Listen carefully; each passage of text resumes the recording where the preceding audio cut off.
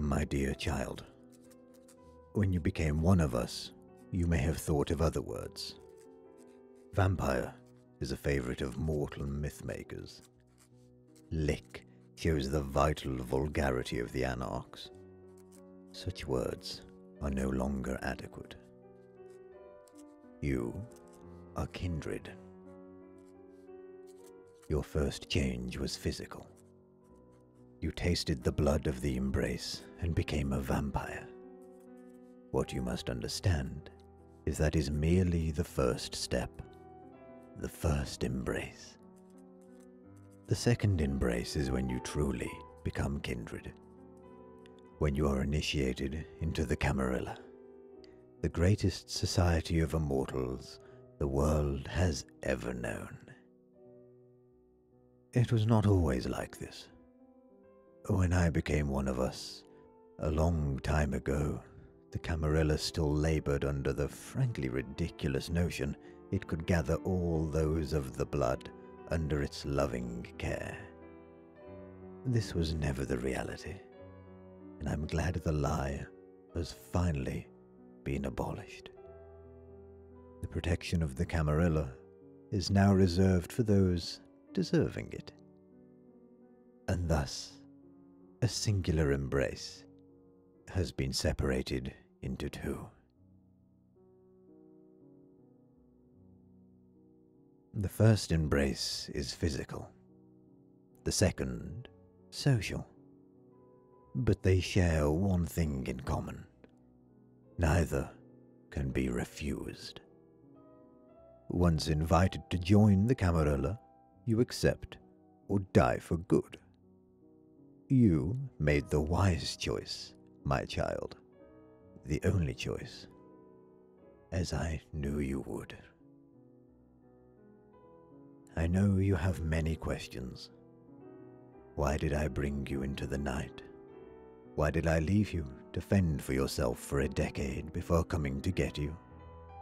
Why did I choose this moment to induct you into the Camarilla? This letter and the documents within are meant to help you make sense of it all. I will answer the simple questions first. I embraced you and abandoned you to see if you could make it. The Camarilla is full of wastrel childer of the powerful, the scions of justicars, princes, inner circle members, and other luminaries. I would never presume to question their judgment in choosing who they embrace, but I decided to follow a different path. There is a reason we speak of the first and the second embrace. I'm sure you have cursed me during the many confused, lonely nights of the last decade, but you will thank me when you go to your first Elysium, fortified with at least some independent understanding of what it means to subsist on blood and exist outside the human herd. Why did I come to you now, only to disappear?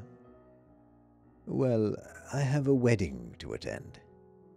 You will understand in time. Consider this another test. If you survive your first week in the Camarilla with only these notes to help you, you will have proven yourself yet again. I suppose you also want to know why I chose you specifically. The truth is, I didn't. I got permission to bring a new child to the Camarilla, so I instructed my servants to find good candidates. They found 5. I embraced all of them. I know the prince would probably not have accepted this, but she owes me too much to complain even if she finds out. One of the 5 ended himself after a week. Another joined a depressing little anarch gang where she's still scraping by as far as I know. 2 were destroyed in Second Inquisition raids. You were the one who succeeded in taking control of your new existence. I am sentimental in many things, but when I give my blood to someone, I want them to be worth it.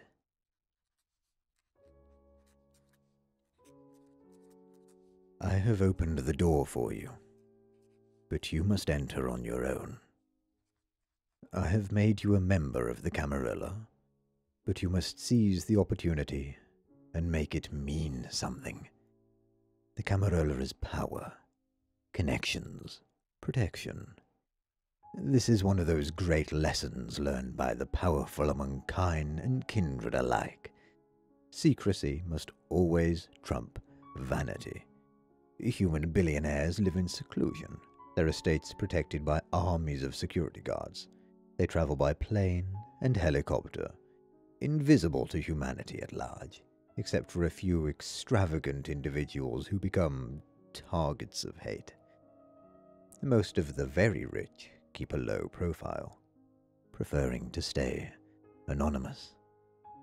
In this, and many other ways, there is not much difference between us and them.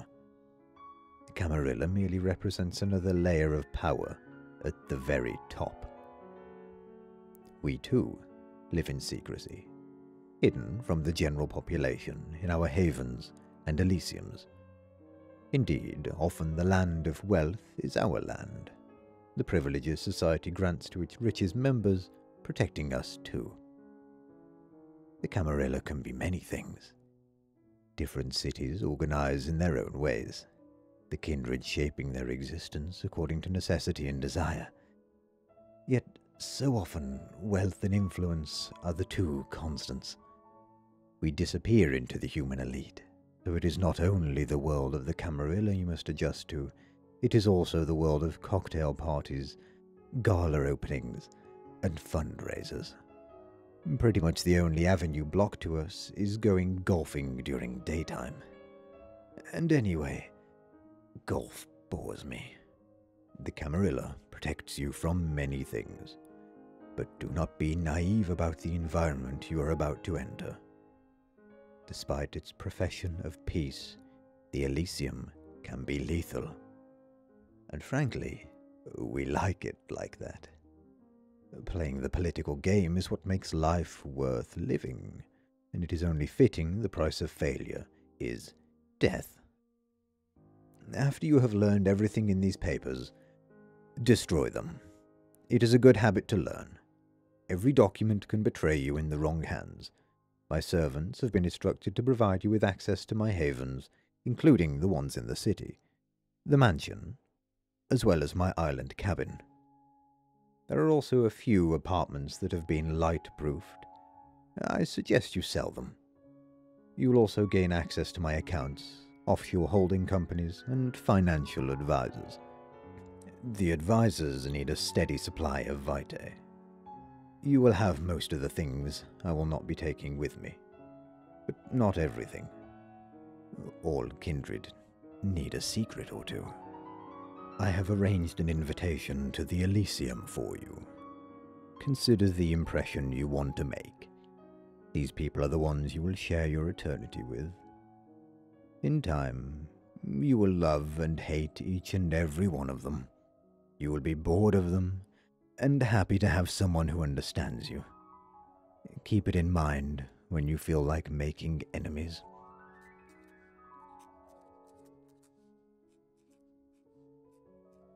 You must love the Camarilla, and all it can do for you, more than you have ever loved anything in your life. You must bask in its casual corruption and insincere compliments, its constant backstabbing and eternal ennui, its senses weakness, anarch sympathies, aversion to power, and seeks to expel such failures. Like the embrace, real immortality comes in two parts. Many only understand the first, physical manifestation of it. Yet it also has another side. Immortality means not dying. To put it banally, most unbound are extinguished younger than they would have died as humans. They die of an inquisitor's stake, or the fangs of a sheriff. They die in the sun and in the sewers. They die because our life is dangerous and they do not have the right protection. In a way, immortality is a lie. When I was human, society was organized into the aristocracy, the trades, the peasants, the clergy. Everyone was supposed to be happy in their place, but many aspired to better things. This sowed the seeds of revolution, because revolution was the only way they could improve their lives. In modern nights, the mortals have become smarter. They say that everyone has a chance to become one of the elite, though people forget that most never do. The opportunity blinds them to the reality. The immortality of the blood works in the same way. Young anarchs think they will live forever, when in fact they will not even make it a few months.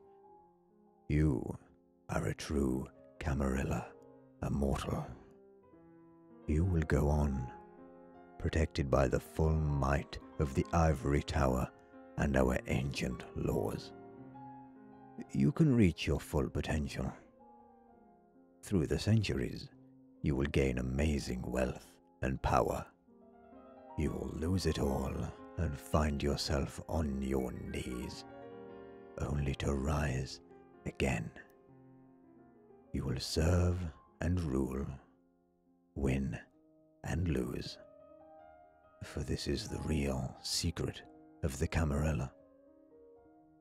In the long run, the only thing that matters is whether you can still play the game. Immortality means that survival is victory.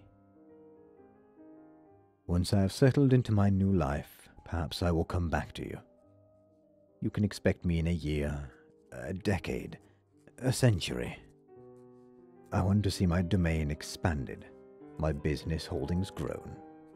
Most of all, I expect to find a child who has used my legacy to make something of themselves. The blood is a gift. Even if you choose to hate me, put it to good use.